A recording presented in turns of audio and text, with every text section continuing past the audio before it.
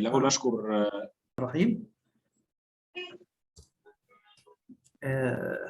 Bismillah ar-Rahman ar-Rahim. Welcome everyone to this new meeting of Egyptian Society of Nephrology and Transplantation, CME meetings. Back to our activities after our very big Congress, 14th ESNT Congress that was in the previous month. Hopefully that you enjoyed all this marvelous Congress. Today we will start by a very important lecture of my colleague Al-Qasr Al-Aini and my brother Professor Ahmed Fayed, who is the Associate Professor of Nephrology and Internal Medicine, Cairo University.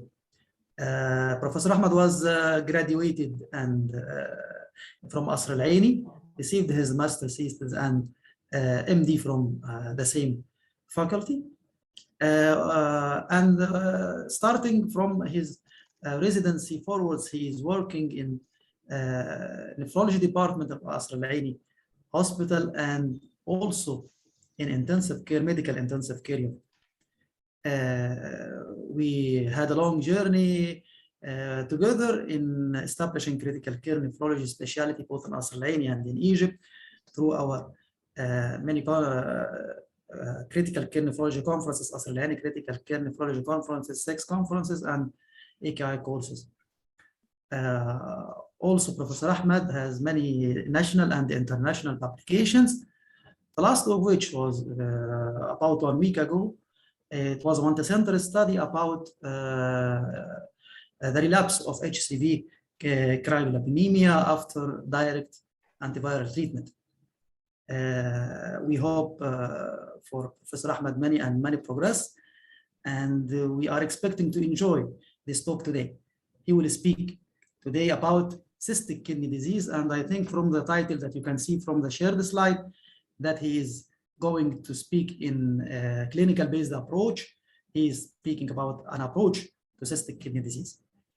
Please, Professor Ahmed, start, and we'll leave the questions till the end. Thank you. Start, please.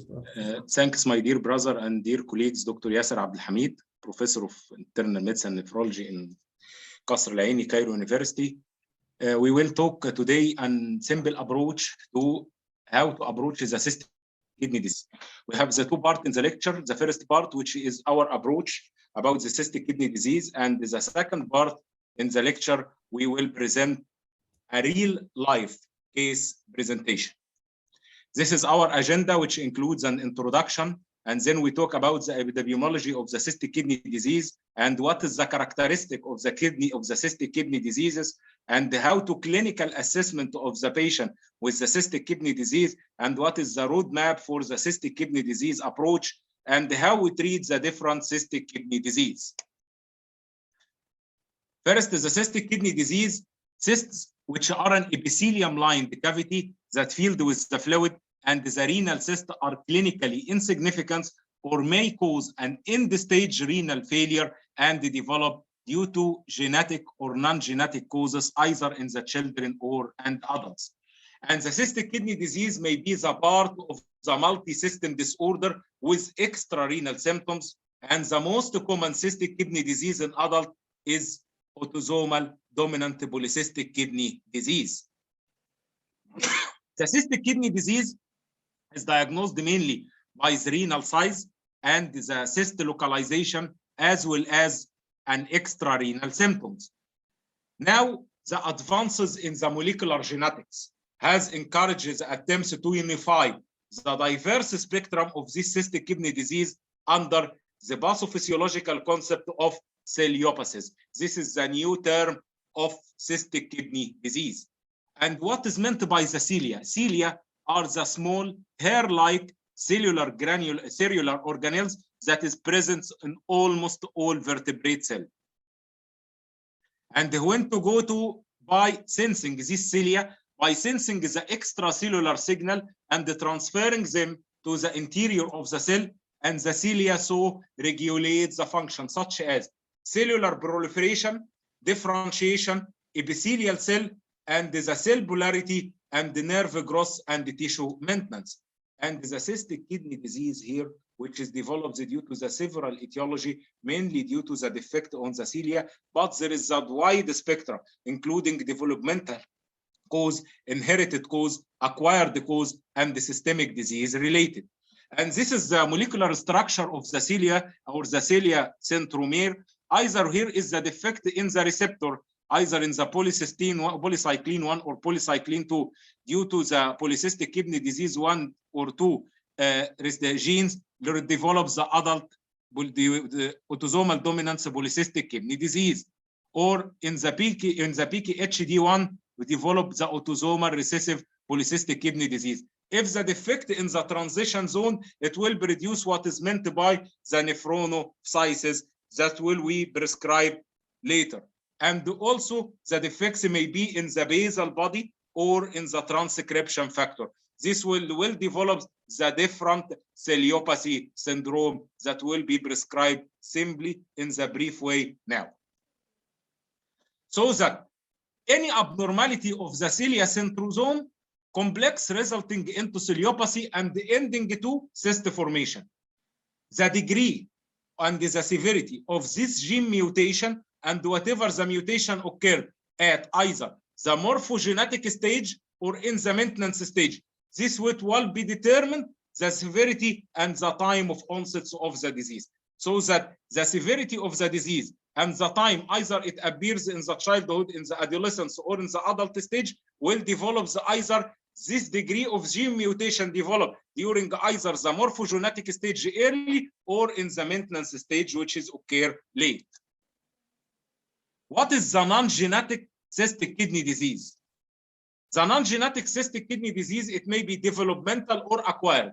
The developmental, which is the medullary cystic kidney disease, or what is meant by medullary sponge kidney, or the renal cystic dysplasia, which include multicystic dysplasia, or the cystic dysplasia that is associated with the lower urinary tract infection, or the diffuse cystic dysplasia, which either be one of the syndrome or the non-syndromal.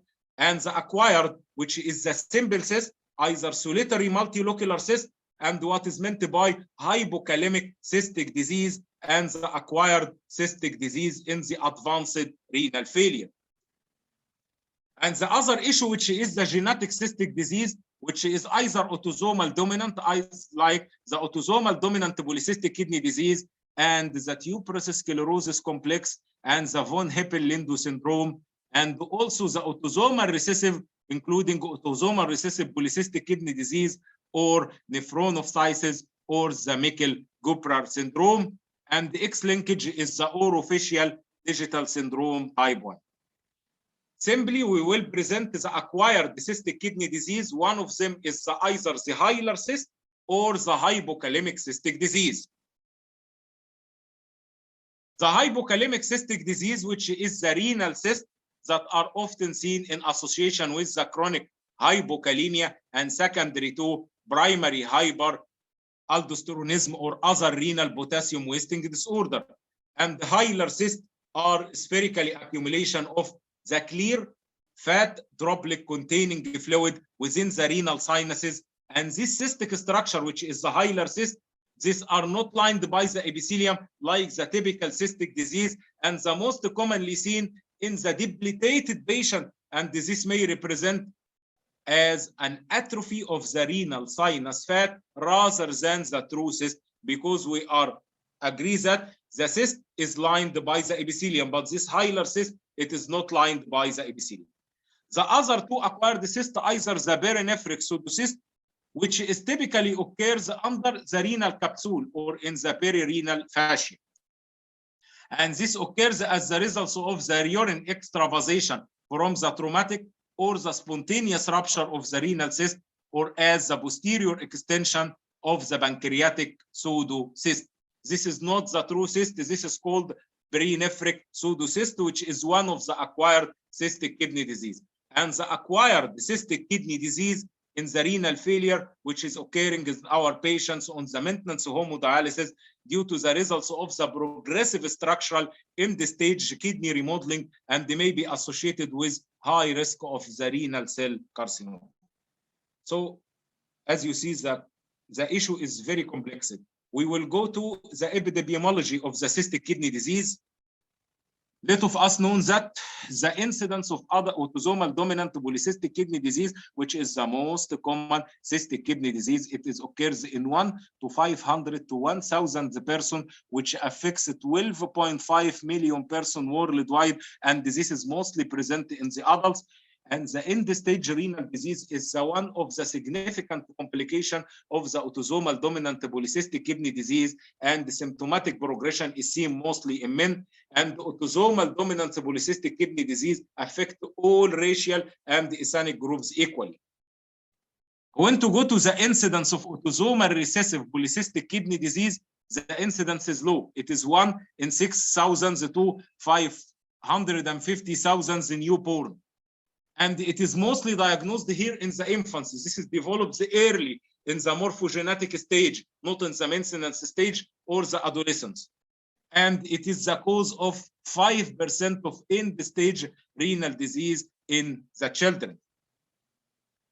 And what is go to the other cystic disease, which is an incidence of juvenile nephronophthisis, which occurs in 1 in 5,000 persons. 10 to 20% of the children with this condition present with the chronic renal failure, and 1 to 5% of the all patients of this needs dialysis or transplantation.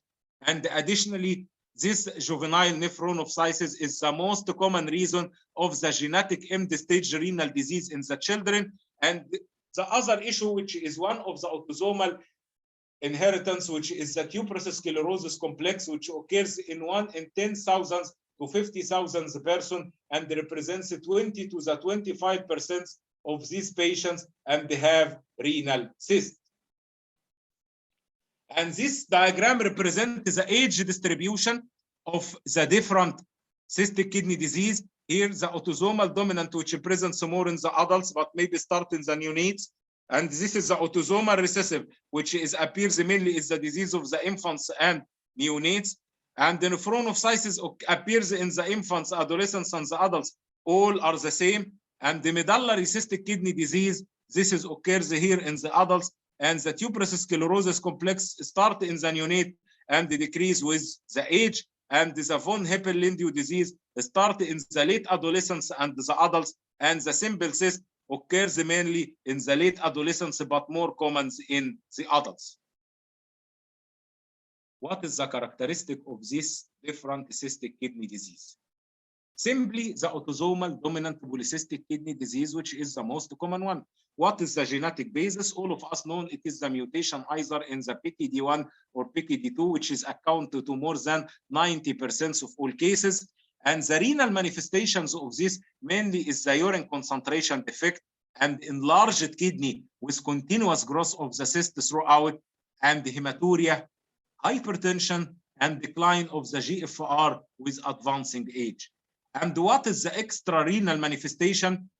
Is the presence of the liver and the pancreatic cyst and the intracranial aneurysm, which is very important, and we will highlight this and when to screen of the intracranial aneurysm. The other issue is the arachnoid cyst, abdominal hernias, and the cardiac complication, mainly valve abnormality, mainly mitral or the tricuspid affection, and also left ventricular hypertrophy, and also the hypogonadism leading to the male infertility and intestinal diverticulosis.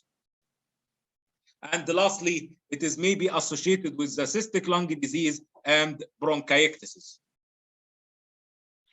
This is represented as simply what is the molecular basis of the autosomal dominant polycystic kidney disease, and all we know it is the defect in the cilia. Defect here in the polycycline 1 and 2. This leads to the decrease in the intracellular calcium, decrease in the phosphodiesterase. This phosphodiesterase is important to catalyze the cyclic AMP to the AMP, so that there is marked increase in the cyclic AMP. In addition to this, with the addition with the vasopressin 2 receptors, here's the adenyl cyclic AMP and leads to the marked activation of the cyclic AMP, which activated the protein kinase activity with the activation of the mTOR and the mitogenic activated protein kinase, and this leads to the proliferation and the cyst formation. And this molecular diagnosis is important because if we target by the vasopressin receptor here, which you put here, so that if we put here the cyclic, we may be the mTOR inhibitor, as we will discuss in the treatment. And the renal manifestation of the adult polycystic kidney disease flow and the pain, which is very important, caused by either hemorrhage in the cyst, gross hematuria, nephrolysis and stone formation, and the hypertension is organ damage. The hypertension and this simple diagram, what is called by the Raven criteria for ultrasonographic criteria for diagnosis of the adult autosomal dominant polycystic kidney disease. We have the two arms here. What is the positive family history, and the other issue is the negative family history. With the less than the 30 year, we need the 2 cysts bilaterally or unilaterally. And the negative family history, 5-6 cysts bilaterally is needed for diagnosis. And the 30 to 60 years, 4 cysts bilateral, but here is 5 cysts bilateral again. And the more than 60, 8 cysts bilaterally, and here is 8 cysts bilaterally. This is what is meant by the Raven criteria for ultrasonographic for diagnosis of the adult polycystic kidney disease. One of the important manifestations of the extrarenal is the intracranial aneurysm. And this intracranial aneurysm here may be the unruptured or ruptured. The ruptured leads to what is meant by the headache, neck stiffness, low back pain, and maybe loss of consciousness, focal neurological deficit, and also it may lead to the vitreous hemorrhage. Mainly it occurs in the periretinal or subhyaloid, and the subhyaloid here is the hemorrhage under the lens direct. And the unruptured, it is maybe asymptomatics, which is incidentally discovered, or symptomatics presented with cranial nerve compression, any cranial nerve according to the site of the aneurysm, compression of the other CNS structure, and they may be present with the distal embolization leading to transient ischemic attack, seizure, and headache. So that is very important to what is the indication to screen for intracranial aneurysm in the patients with adult polycystic kidney disease, mainly before the major elective surgery for this patient, or the presence of the central nervous system manifestation, whatever is, or if there is the family history of intracranial aneurysm, or the high risk occupation for this patient, like the airline pilot, and the new onsets of the severe headache in the patients with the autosomal dominant is an indication for searching for this intracranial aneurysm. The other cystic kidney disease, which is the autosomal recessive. Genetic base is the mutation of the PKHD1, and the renal manifestation mainly is the chronic renal insufficiency and multiple renal cysts. And the extrarenal here is there is the concomitant affection of this mutation in this gene with the biliary system development, so that the patients here will have the biliary dysgenesis and present with hepatosplenomegaly and the congenital hepatic fibrosis, and the hepatic complication is very important, cholangitis or the development of cholangiocarcinoma. And if we go to the nephronocysis, the genetic base, there is the 18 known subtypes accounting for 40% of case, and the products of this gene, as we prescribed, is associated with the disorders that localize the primary in the primary cilia, mainly in the basal body or the centromere of the renal epithelium. The renal manifestation for the different nephronocytes is the same. First is the polydipsia, urine concentration defect, and the secondary enuresis in the childhood, and the polyuria, corticomedullary cyst, tubulointerstitial nephropathy, and the tubular basement membrane thickening and the disruption. And when to go to the extrarenal, there is the different extrarenal complication, depend upon the exit syndrome. The first one of them is what is called by senior Lufkin syndrome. And this is the renal manifestation is the same, but the genetic basis here is the defects in the nephronophysis gene 5 and 6, and they may also occur in the other subtype except number 7. And what is the most important extrarenal manifestation of this senior Lufkin syndrome is the retinitis pigmentosa, and this is the real life, which is the fundus examination of the 37 years old patient with night blindness for the past 11 years old. And here there is the presentations of retinal pigment epithelium changes, which are seen here in the fundus examination. And on the other issue, which is the black one, this is what is called by the OCT, or the optical coherence tomography, which represented here by the arrow is the disruption of the ellipsoid zone line of the retinal pigment epithelium. This is a characteristic finding for the senior Lufkin syndrome. And there is another presentation. These patients also of the senior Lufkin syndrome may be present with the situs inversus totalis.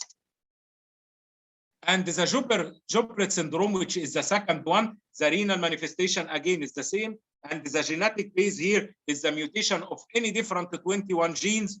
And the extrarenal manifestations, mainly cerebellar vermis hypoplasia or aplasia, liver fibrosis, and retinitis pigmentosa again, and the globoma of the eye, which is characteristic, or the altered neonatal respiration. This is what is meant by the globoma of the eye. This is the healthy eye, and there is the congenital abnormality of the membrane of the eye presence with the globoma, and this is the real life globoma of the eye for the Droplet syndrome.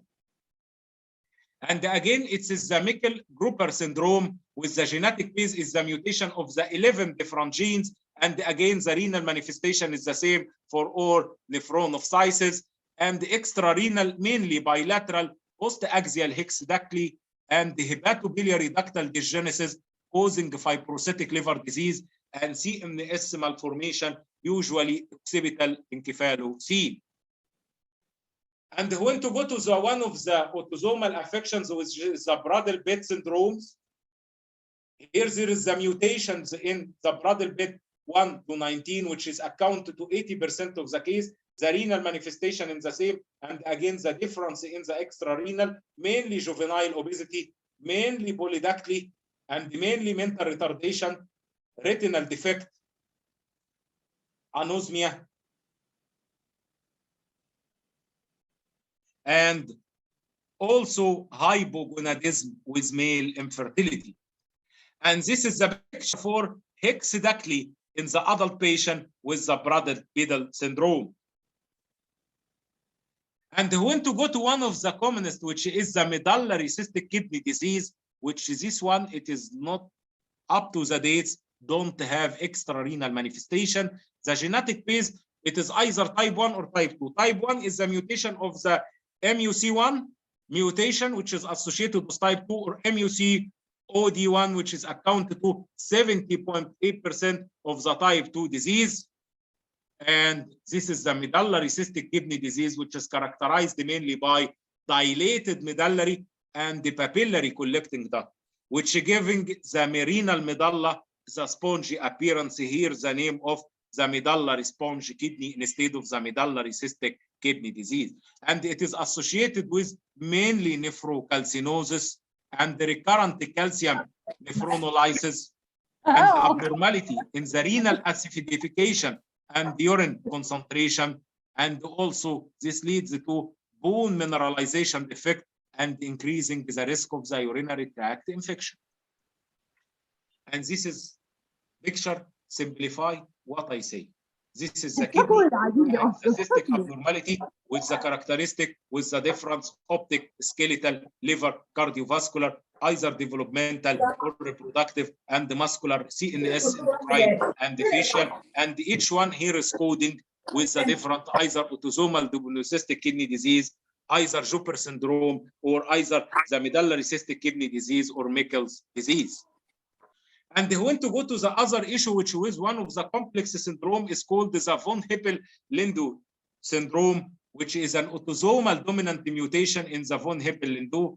And the renal manifestation is mainly multiple renal cysts resembling the autosomal dominant and renal cell carcinoma. And the extra-renal manifestation here is mainly hemangioblastoma in the CNS, mainly in the retina, brain, and the spinal cord, and the possible pheochromocytoma, pancreatic cyst, pancreatic and neuroendocrine tumor, and endolymphatic sac tumor of the inner ear, and also the other cystadenoma of the epididymis and the broad ligament.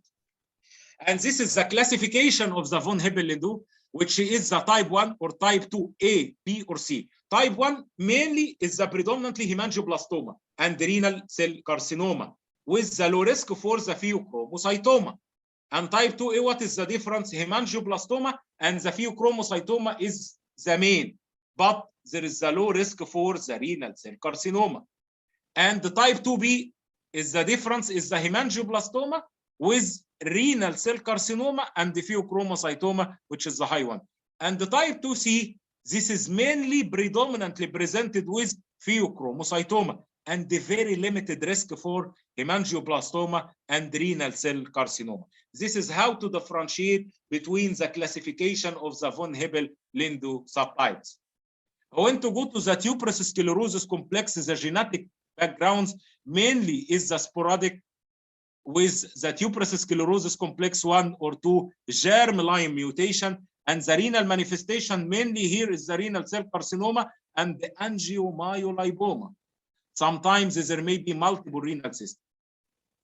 And the extra-renal cyst manifestation mainly hypomyelinatic macules, epilepsy, cognitive dysfunction, behavior disturbance, and developmental disorders. And this is the issue for the patients with the tuberous sclerosis complex.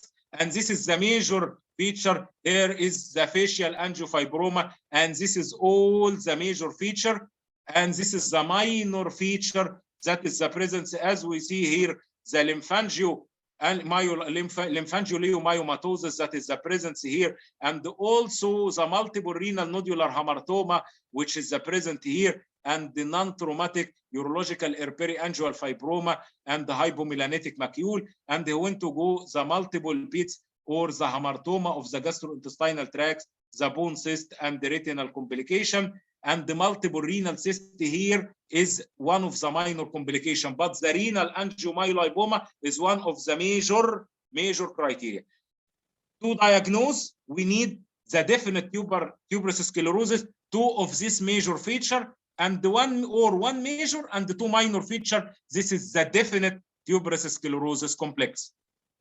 When we have 1 major and 1 minor feature, this is indicate probable tuberous sclerosis complex. But when we have 1 major feature only or 2 minor feature only, this is indicate as the possible tuberous sclerosis complex. And which is now is a very important issue to simplify what we say, how to do the clinical assessment of the patient with the cystic kidney disease. First of all, we talk about the genetic testing. Genetic testing, it is not done at the part of the standard care. Genetic testing is helpful to assess the potential living related kidney donor with negative or equivocal scan to detect also the rare form of the cystic kidney disease that will be prescribed. And the gradual expansion of the renal cystic disease can be measured by what is meant by total kidney volume, and this part we will be discussed in details how we assess. Because the measurements of this TKV or the total kidney volume is a valuable biomarker for the treatment effect and the more sensitive in the disease progression than the GFR and the serum creatinine in this patient. This is simply the roadmap. The roadmap test for bilateral renal cyst. When we have the presence of the bilateral renal cyst, yes. Is there the presence of the solid tumor or not? This is the second question to ask it. If yes, if the presence of angiomyolipoma, so that we diagnose the tuberous sclerosis complex by the clinical criteria, and they may be confirming by the genetic test. But if we have the renal cell carcinoma, it may be the tuberous sclerosis complex or von Hippel-Lindau disease, which is confirming by the other clinical setting and genetic test. And if we have no solid tumor, we must to connect on the kidney size. If the kidney size is normal or small, normal and small, and the presence of bilateral linear cyst, and the localization of the cyst. If the localization of the cyst, we can localize the cyst in the corticomedullary, either it is an autosomal recessive or autosomal dominant. The autosomal recessive here with the localized cyst in the corticomedullary, we are dealing with the nephron of Cissus. With the autosomal dominant here, we are dealing with the medullary cystic kidney disease. But if the localization of the cyst, but this is the ubiquitous, or it is the multiple cyst bilateral, so that, and they have the kidney is enlarged, we must to look for the liver. If there is the presence of the liver fibrosis, if it is the presence of the biliary dysgenesis, if no, so it is an autosomal dominant, so that's the autosomal dominant polycystic kidney disease. If the liver fibrosis is present and the autosomal recessive polycystic kidney disease is present. And here we wanted to go to how to differentiate between the different nephron of Cissus. We will go to here to the extrarenal manifestation. If we are dealing with polydactyly, juvenile obesity, intellectual disability, anosmia, and retinitis pigmentosa, here we are most probably we are dealing with the Prader-Willi syndrome. But if we are going to deal with cerebellar vermis, hyperplasia and aplasia, retinitis pigmentosa, liver fibrosis, and the presence of the glaucoma of the eye, we are dealing with Joubret's syndrome. And when we present only the retinitis pigmentosa is the presence, we are dealing with senior Lofgren syndrome. And when we are dealing with bilateral hexadactyly, fibrocystic liver disease, CNS malformation, we are dealing with Mickel-Gruber syndrome. The diagnosis of adult autosomal dominant polycystic kidney disease is clinical. However, the genetic analysis sonographic used for early detection of the patients who are asymptomatic and they have family history, and we discussed previously the Raven criteria for the diagnosis. The sonograph is the standard cost-effective imaging method, but CT and the MRI are more prognostic methods. We will now present some of the features for the real-life features. This is an axial and coronal CT imaging of patients with autosomal dominant polycystic kidney disease with multiple renal cysts, as you see. And this is another axial and coronal T-weighted MRI scans of the patients with advanced autosomal dominant polycystic kidney disease. When you go to the yellow arrow, this is the cyst in the renal cyst here. That is the presence with the yellow arrow. And when to go to the white arrow, this is the hepatic cyst that is the presence here. And when you go to this white arrowhead, this is an hemorrhage of one renal cyst is hemorrhagic. The total kidney volume, which is one of the very important and one of the messages that will be needed to be delivered through this lecture. The total kidney volume is a strong predictor of the future renal insufficiency in cystic kidney disease.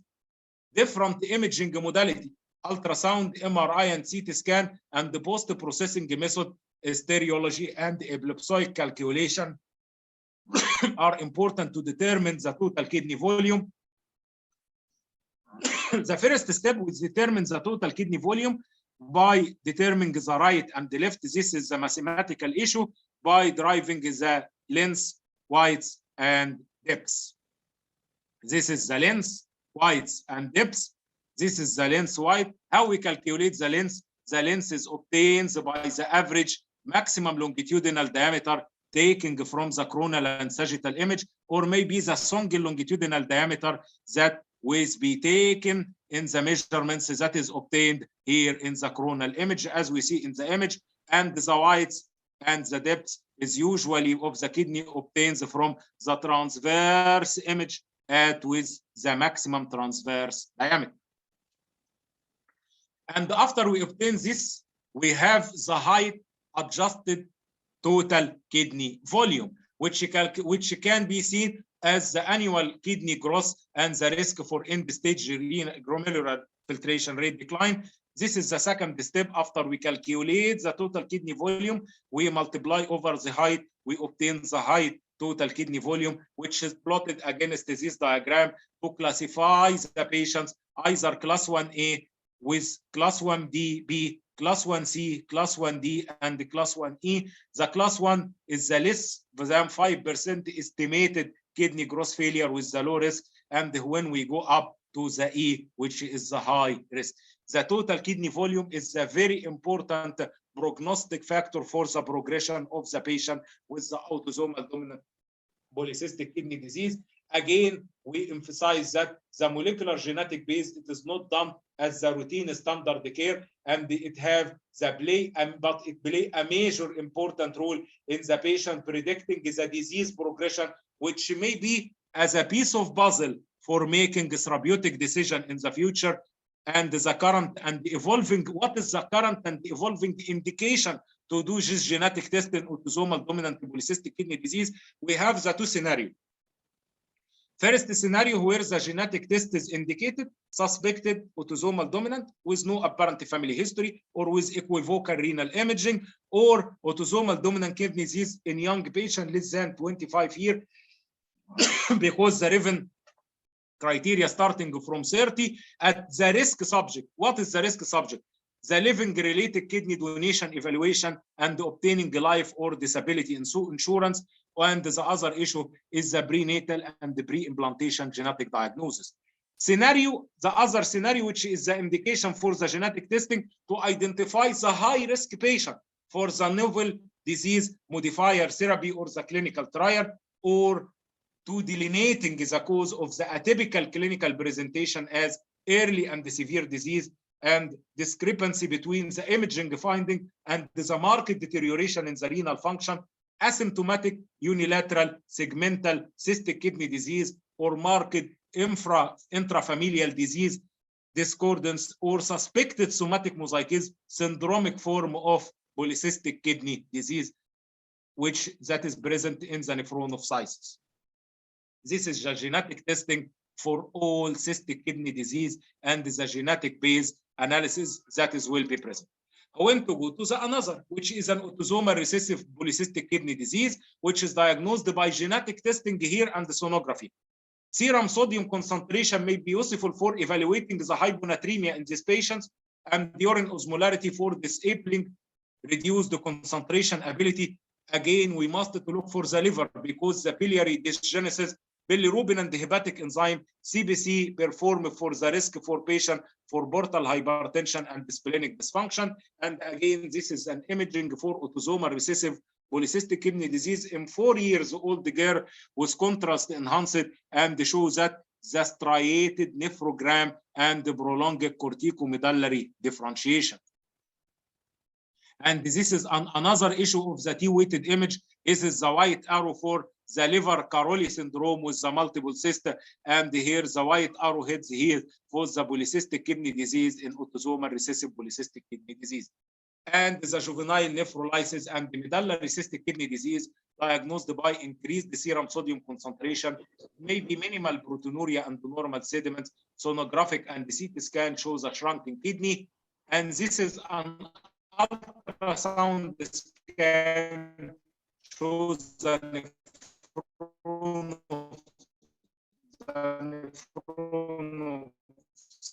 nephronocysis, which is an adult patient with the senior Loken syndrome and multiple kidney disease with the small kidney size and multiple renal cysts and increased echogenicity, as you see.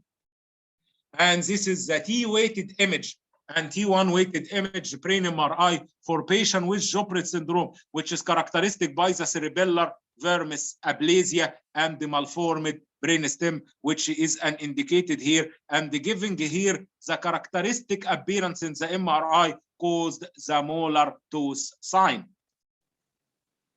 And this is X-ray imaging, as I see the senior looking syndrome, which is characterized by the retinitis pigmentosa. It may have the cytus inversus totalis, and there is the cytus inversus totalis in patient with nephronophthisis and senior looking syndrome.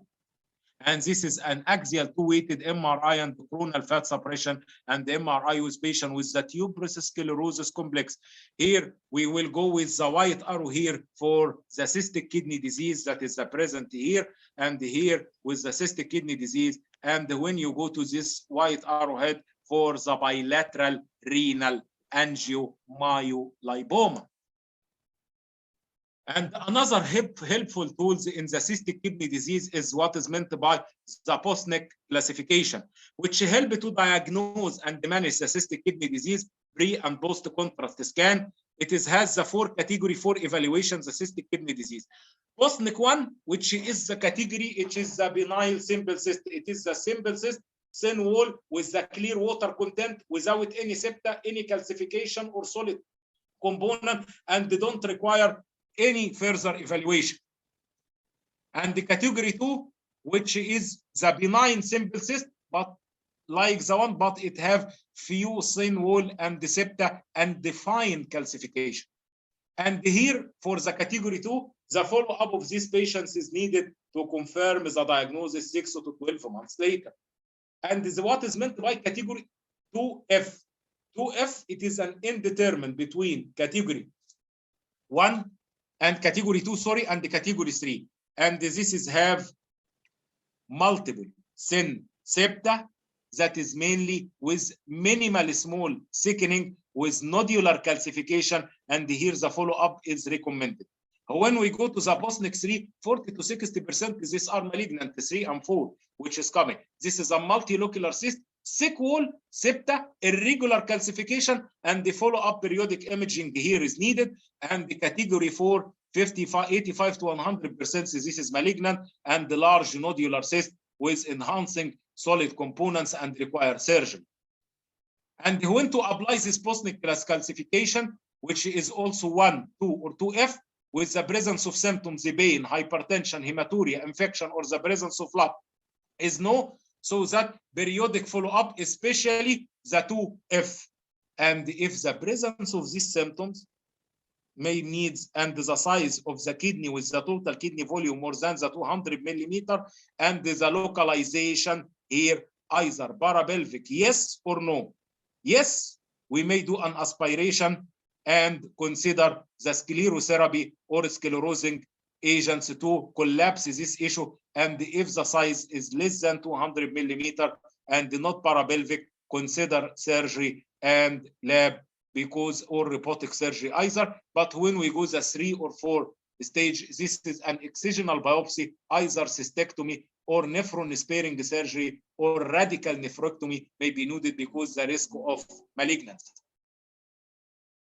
And in the clinical assessment for this cystic kidney disease, we must put the differential diagnosis because some disease may have the renal cyst in the similar presentation that includes the multilocular cystic nephroma, hemangioma, angiomyolipoma, and also the renal cell carcinoma. So that complete history, physical examination, and the secondary finding with the imaging modality and the genetic testing helpful to differentiate the etiology of this renal cyst. And finally, the treatment, and sorry for the enlargement for the lecture, the treatment of the cystic kidney disease. Cystic kidney disease, it includes the several treatable and the preventable complications such as hypertension, infection, and pain. In autosomal dominant polycystic kidney disease, which is the commonest one, the recommendation to drink 1 to 2 liters per day minimum, and the sodium restriction with exercise and weight control. And hypertension is the common finding, as we see, due to the many causes in the, as we previously mentioned. And there is several options to control this hypertension, either with ACE, ARBs, or calcium channel blocker. And this is the basic phenomena to control the blood pressure. The goal here in if the patients between 18 to 50, 110 to 75, and the estimated GFR more than 60. Otherwise, Patients more than 50 and less than 80, estimated GFR less than 60, we target 130 over mean to be less than the 280 millismol by enhancing hydration and spread out over 24 hours, as we mentioned, and the low osmolar take with moderate sodium intake, moderate protein intake, and maintain the serum bicarbonate is very important, more than the 22 milli equivalent, and the moderate dietary phosphorus intake, very important, 800 milligram per day. Moderation of the caloric intake, maintains the normal body mass index and exercise, and the lipid control is important. We start with the low threshold start statin, aiming the LDL to be less than 100 milligram per deciliter. And when to go to the autosomal dominant cystic kidney disease, the tolvaptan. Tolvaptan is the vasopressin receptor antagonist, as we prescribe. When we block this is effective because it will block the adenyl cyclase and will decrease the cyclic AMP, which is the main issue that activate the mitogen activating the protein kinase and leads to the proliferation. But it is given in the selective candidate, and appropriate hydration when you give this drug is very important to prevent stress and hypernatremia. Liver function should be monitored closely during the therapy, and the serum sodium and uric acid mainly require monitoring. And when to use the tolvaptan for progressive patient with the progressive adult polycystic kidney disease, we must to have two indications for this drug to use with the two requirements to meet. The first one is the total kidney volume more than the 75 milliliter, and the total kidney volume increase rate more than 5%, which is the delta change in the total kidney volume. This is the indication when to use this tolvaptan for the prevention for the progressive autosomal dominant polycystic kidney disease. And again, the cyst infection, which can be developed and they can be treated with the course of antibiotics, ciprofloxacin, erythromycin, chloramphenicol, or tetracycline. Renal cyst is generally asymptomatic, but if symptomatic, needle aspiration is needed, and moreover, we may need the laparoscopic surgery for complex cyst. And the autosomal dominant cystic kidney disease, when to do the issue of nephrectomy before the transplantation. If there is a recurrent and severe infection, symptomatic nephrolysis and stone formation, recurrent and or severe bleeding, intractable pain, or may we do the nephrectomy because the suspicion of the kidney cancer and the space restriction. And when we go to the autosomal recessive kidney disease, there is no clinical management specific, only symptomatic treatment, including supportive respiratory therapy for pulmonary insufficiency and the dialysis if the patient develops renal failure, salt restriction and use of antihypertensive for hypertension and loop diuretic for edema. And therefore, autosomal recessive kidney disease is the recessive disorder.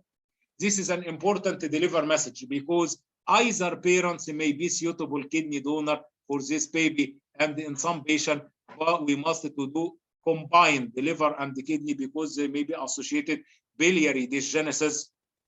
And the indication for the combined kidney and liver transplantation is the combination of the renal failure and the recurrent cholangitis or significant complication of the portal hypertension, such as recurrent variceal bleeding, refractory ascites, and hepatopulmonary syndrome. This is an indication for kidney liver transplantation. And when we treat what is meant by the juvenile nephronophthisis, and the current treatment is also supportive. And there is some preclinical studies that suggest that the target therapy may have beneficial effect, and the treatment also with the vasopressin receptor antagonist, and requires to attenuate the renal cyst again to inhibit the adenyl cyclase and decrease the cyclic AMP and decreasing the progression in the mouse model. And other investigators propose that the therapeutic strategy not targeting the renal cyst, but targeting the renal fibrosis and low dose of the paclitaxel, which has been showing to the promising result, which is an antifibrotic agent in the rodent of renal fibrosis, and again in the real life dialysis or renal transplantation for end-stage renal disease. Medullary cystic kidney disease, asymptomatic patient, require no surgery. Hematuria in the absence of a stone of infection require no intervention. If presence of the tubular ectasia is unilateral and the segmental, we may do the partial nephrectomy because it may elevate the recurrent nephrinolysis and UTI. However, for the majority of the patient, the disease is bilateral, so that medical management is only sufficient. And the very important issue is the hypercalciuria and the nephrocalcinosis, as we said, and the hypocitraturia, which is the predominant factor contributing to the medullary cystic kidney disease related nephrinolysis, so that the mainstay of the treatment is the potassium citrate and the high fluid intake, and the patients with persistent hypercalciuria and or recurrent stone formation may be benefits of the thiazide diuretic. If thiazide diuretics are poorly correlated or contraindicated due to any cause, inorganic phosphate therapy may be used. But to avoid the steroid stone formation, oral phosphate shouldn't be used in patients with the previous UTI caused by the urease producing organism, and the patients who are recurrently form and the pus stone may require lithotripsy and the surgical intervention. Tuberous sclerosis complex, first we talk the angiomyolipoma. Renal angiomyolipoma are generally benign and require no treatment, but the larger angiomyolipoma may develop frequent microscopic and the macroscopic hematuria, and the risk of the serious hemorrhage correlate with the aneurysm over than 5 centimeters. Therefore, the disease, this larger angiomyolipoma require preemptive treatment either by nephron spacing surgery or embolization. Recent in the tuberous sclerosis, the International Tuberous Sclerosis Complex guideline recommends the use of the mTOR inhibitor because it will reduce the cyst size and the proliferation by inhibiting the mTOR and the mitogen activating protein kinase as the first line therapy for the treatment of asymptomatic patient growing angiomyolipoma more than the 3 centimeters in diameter. This is the indication as the first line therapy, and the sirolimus and the everolimus also are effective in reducing angiomyolipoma. And the mainstay for the tuberous sclerosis complex associated renal cystic disease is strict blood pressure control. Surgical decompression of the cystic disease have been suggested, but no significant beneficial effect have been stated. The renal cell carcinoma should be suspected in any enlarging fat-poor lesion or when there is the intramural calcification are detected and present, and they should be confirmed by the biopsy because the renal cell carcinoma are frequently bilateral. Renal spacing surgery or nephron sparing surgery should be done performed whatever possible. And when to go to the von Hippel-Lindau, the other one and the last one, surgery continue to be the mainstay in the treatment for the renal cell carcinoma, and optimal management surgical intervention before early surgical intervention before the renal vein invasion and the distant metastasis occur, because metastatic lesion respond poorly to chemotherapy and radiation. Nephron sparing surgery is the procedure of choice, and repeated surgical intervention may be required as the tumor continue to develop, and the bilateral nephrectomy and renal transplantation may be acceptable alternative to the repeated nephron sparing surgery in patients with von Hippel disease associated renal cell carcinoma.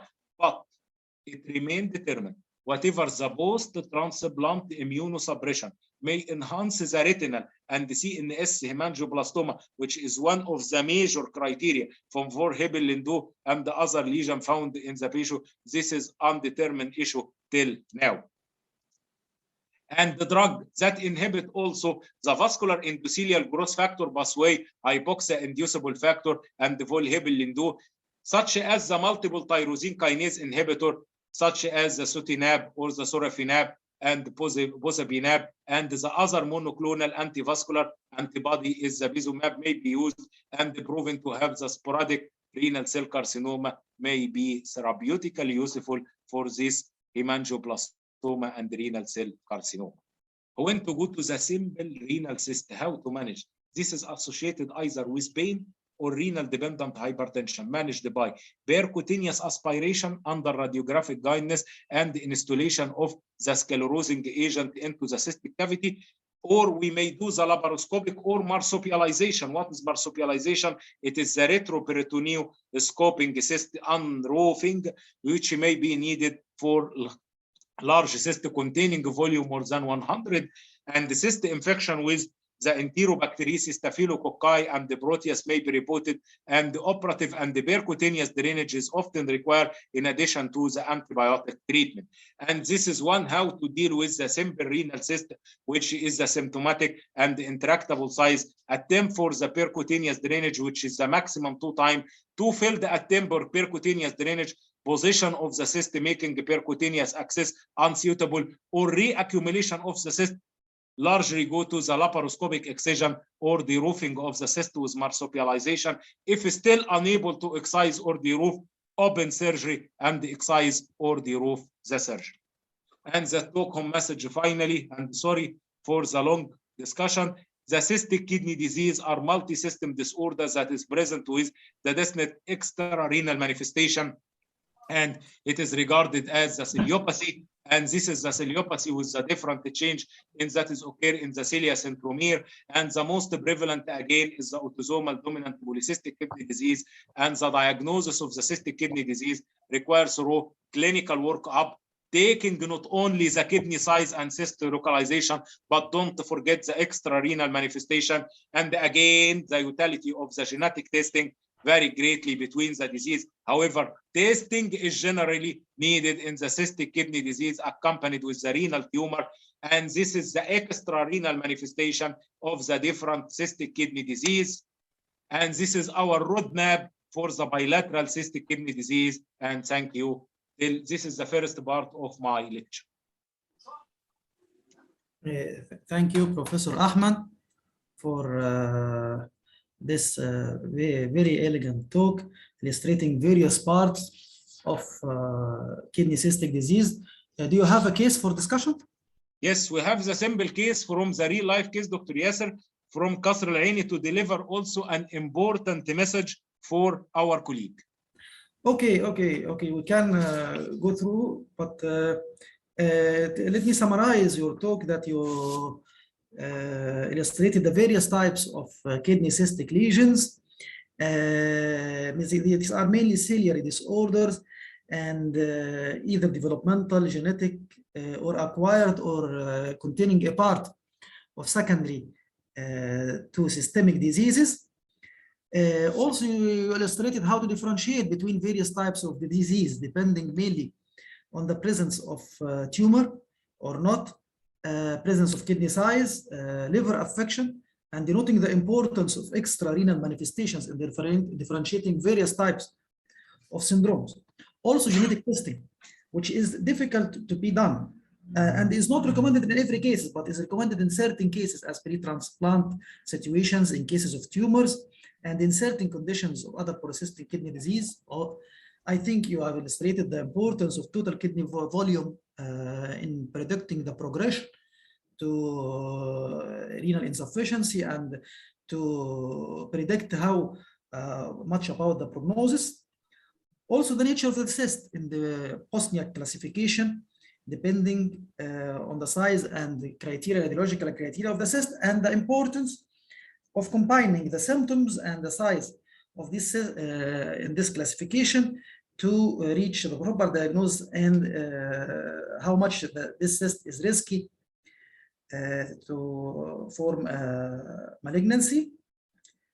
And they went through the treatment, many different forms and many different treatment, which is generally maybe follow-up, maybe surgical treatment, and the importance of follow-up to detect tumors in certain diseases. And this illustrates the importance to know the nature of the disease.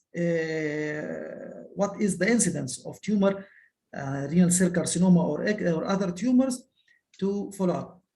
Medically, the importance of tolvaptan in other polycystic kidney disease, mTOR inhibitors, and reducing the progression, and many other methods of treatment.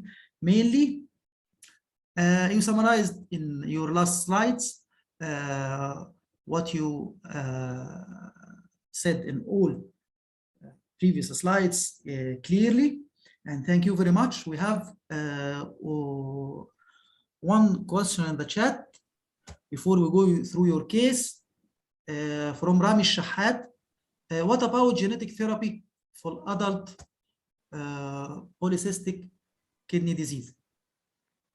واحنا جاوبنا Torias, this we answers on these questions during our lecture because we have the two different scenarios.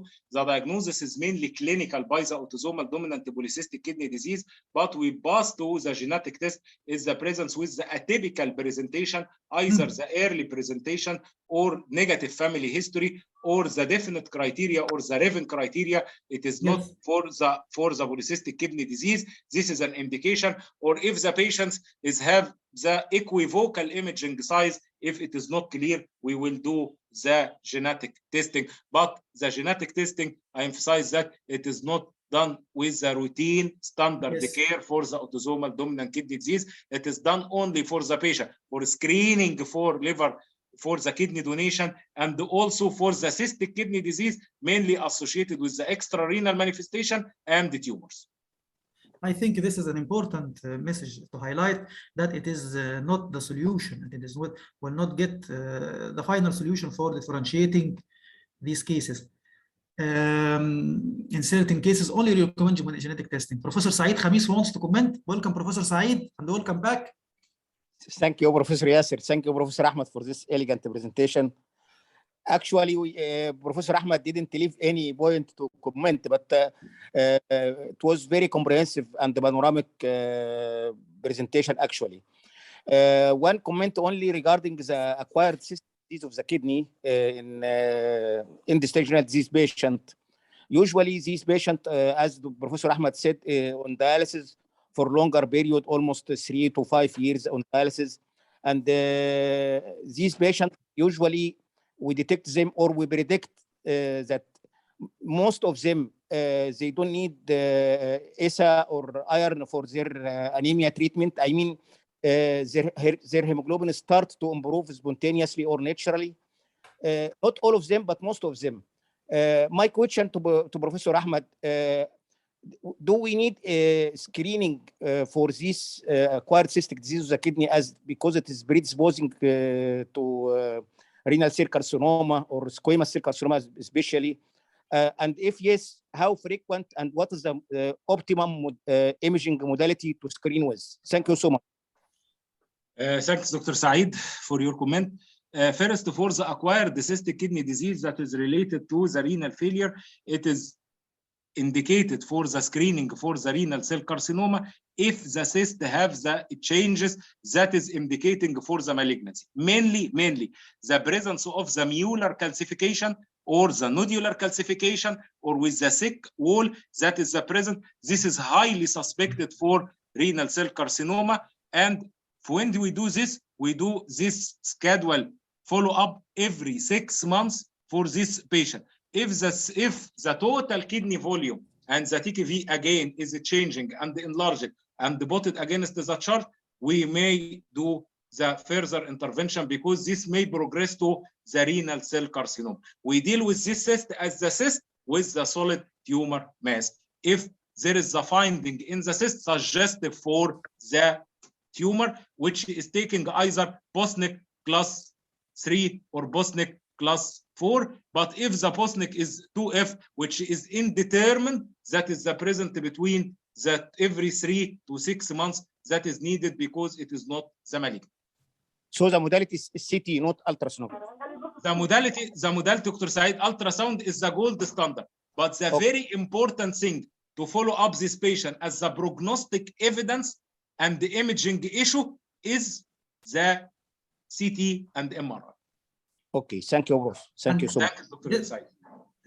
Thank you, Professor Saeed. This led me to my question. MRI should usually done with contrast in the view of renal impairment that may be usually present with these cases, such as fibrous sclerosis, for example. Yes. Should be done with contrast. Yes, yes. Without contrast is not beneficial at all. It is not beneficial. Yes, Dr. Yes. Okay. About question about the use of how to to prescribe tolvaptan in adult polycystic kidney disease? To prescribe tolvaptan. Yes, tolvaptan, it is given in the selected patient for the patients with adult polycystic kidney disease.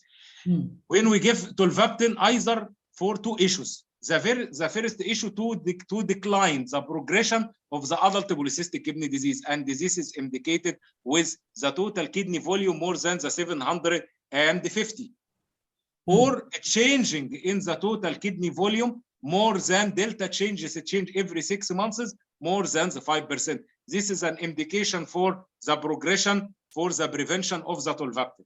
The tolvaptan, when given, there is some important issue. The adequate hydration is very important to avoid the sodium disorder and the dysnatremia that is present for this patient, and we give it for the regular follow-up for the serum uric acid is very important in this patient. And these side effects makes it not very suitable in all clinical situations. Yes, it is done here, Dr. Yasser, in the selected cases that we give. And we can replace by heavy fluid intake. Yes, adequate hydration is the baseline to decrease the urinary concentration osmolarity to be less than 280. Okay, the last question is the use of genetic therapy. Is there any role for use of genetic therapy in adult polycystic kidney disease? This is the trial issue to be used, yes, in the genetic therapy in the different cystic kidney disease after we do, and this is the puzzle that is done for the molecular genetic analysis. Yes, there is the under trial for the treatment for genetic trial and the targeting is the polycycline itself, 1 or 2, and the BKD1, but this is all under trial. Okay, no more questions and no more comments, and you can go through your case. This case, as we decided with Dr. Yasser, we must to give the case from the real life to deliver an important message to our colleague. We will present a 38 years old male patient. He had an episode, which is a farmer by occupation, and he had an episode of hematuria for 1 year. He had an episode of the gross hematuria for 1 year.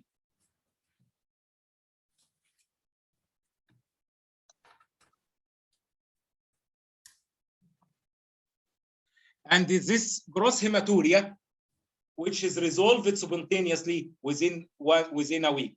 He was found to have the multiple cystic lesion in both kidney on ultrasonographic and was subsequently diagnosed as autosomal dominant polycystic kidney disease at a community health center. He didn't attend the clinical appointment for regular follow-up. He now come to us at Qasr Al-Aini complaining of nausea, vomiting, and decreased appetite, generalized weakness, breathlessness for 15 days, painless gross hematuria for 3 days. He was having oliguria less than 0.5 milliliter per kilogram per hour for the past 1 week, and he had no significant family history, and the patient has no history of smoking or any chemotherapeutic exposure. The vital signs, the patient's temperature is 36.8 degrees centigrade with the chart ranging from 36.5 to 37.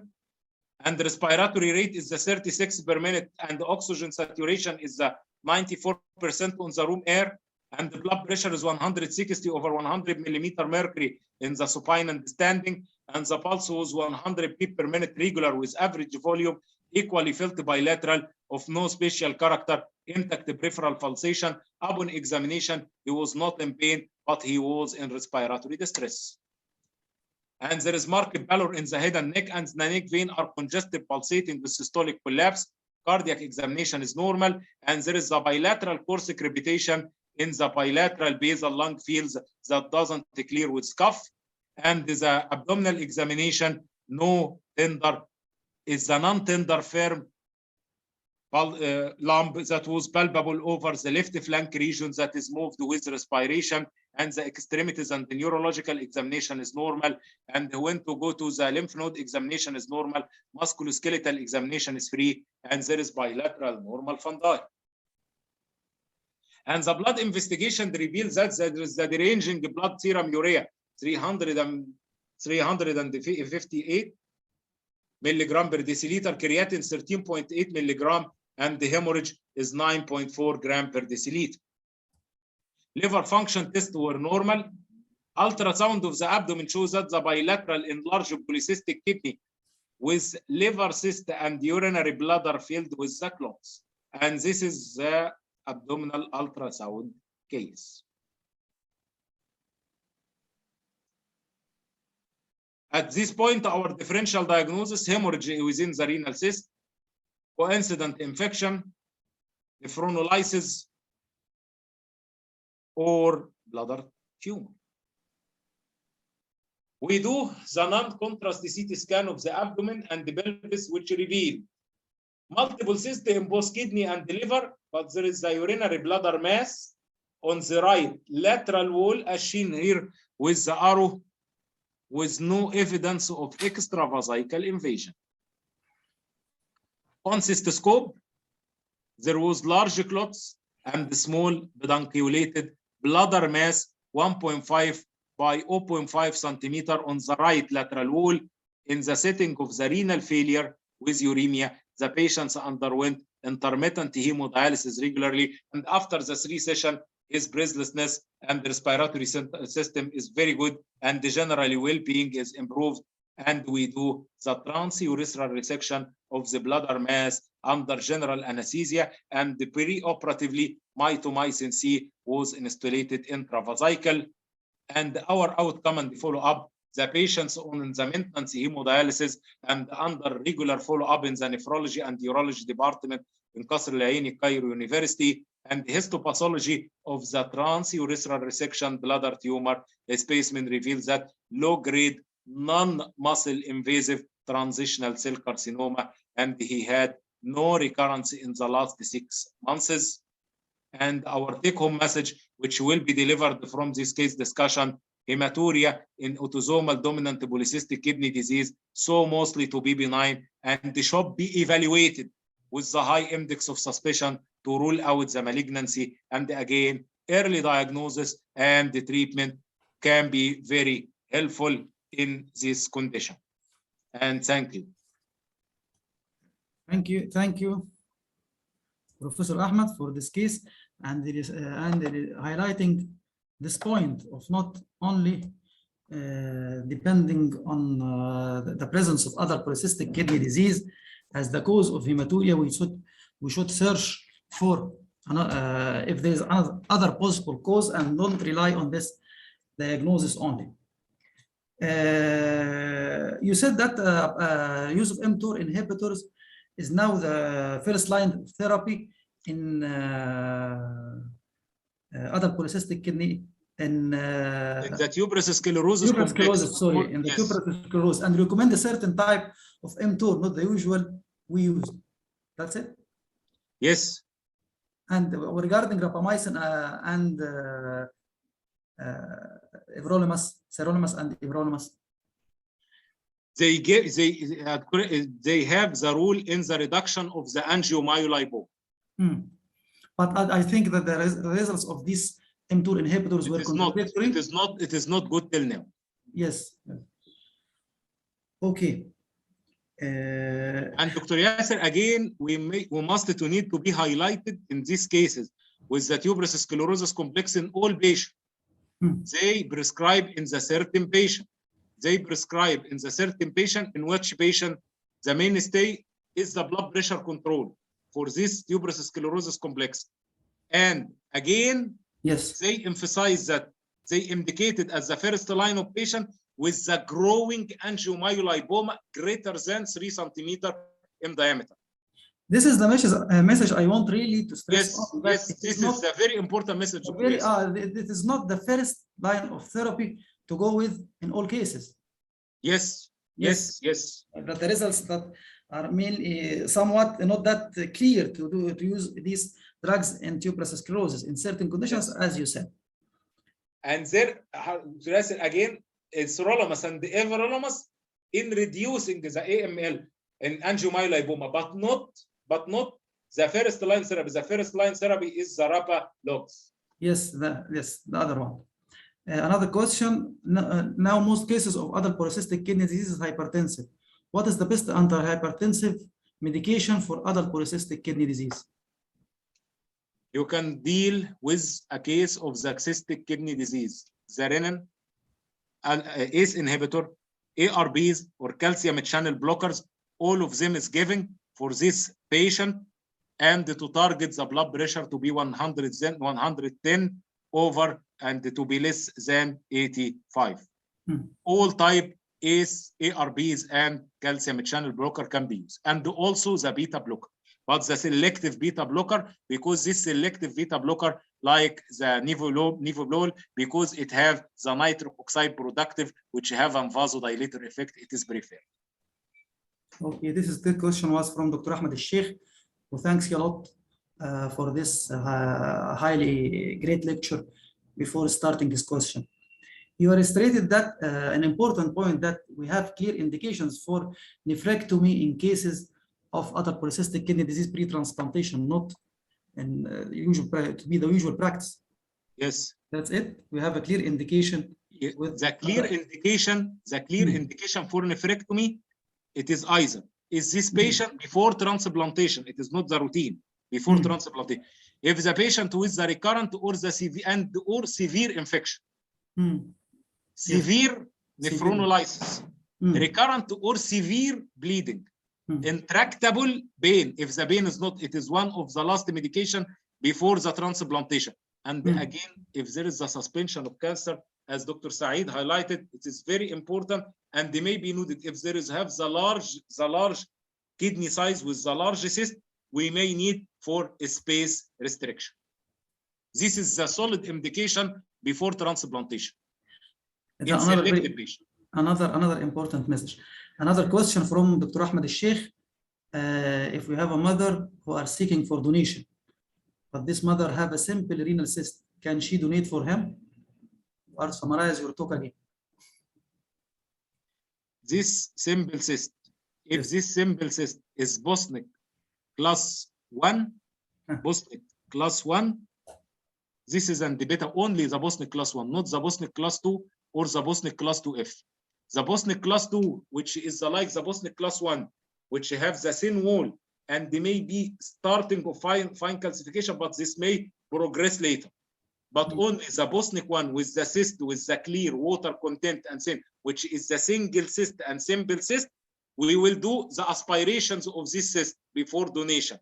And they may do the sclerosing and the injection for this cyst, and if good, they may donate. In your illustration of treatment, especially surgical treatment, you said aspiration many times and sclerosing material, and I don't think the results are that so good, and we have seen many complications regarding this aspiration. Yes.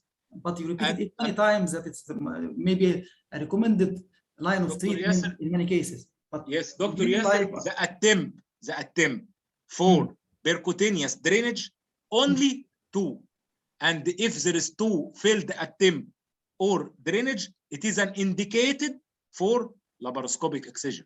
And again, if the position of the cyst making it percutaneous axis is unsuitable for it, it is not indicated for aspiration or injection of the cyst. And if we do one and the reaccumulation again of the cystic fluid, we don't do another aspiration. We will do a laparoscopic excision or marsupialization of the cyst.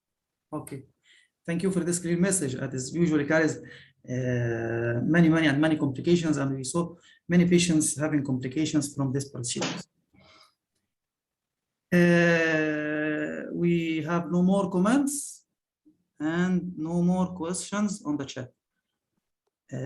Thank you, Professor Ahmed, for this very long journey through kidney cystic disease. You have illustrated clearly types and how to differentiate, how to reach the proper diagnosis, what is the importance to differentiation, and what are the possible risks for each type, and how to follow up to avoid, and when to be safe and to feel safe in dealing with these types of tests. And you went through radiological evaluation and how to evaluate through treatment, illustrated indications clearly for many clear messages in treatment, either surgical treatment, either pre-transplant preparation, either medical treatment. You illustrated clearly many messages.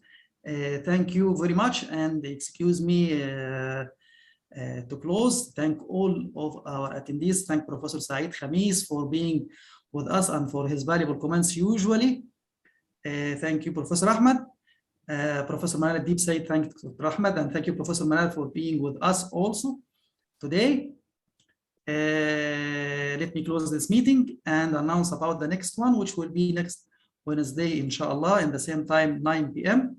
will be dialysate composition and its impact on clinical impact by Professor Yasmin Naga, and by hemodialysis. We speak in hemodialysis next Wednesday at 9 p.m. inshallah.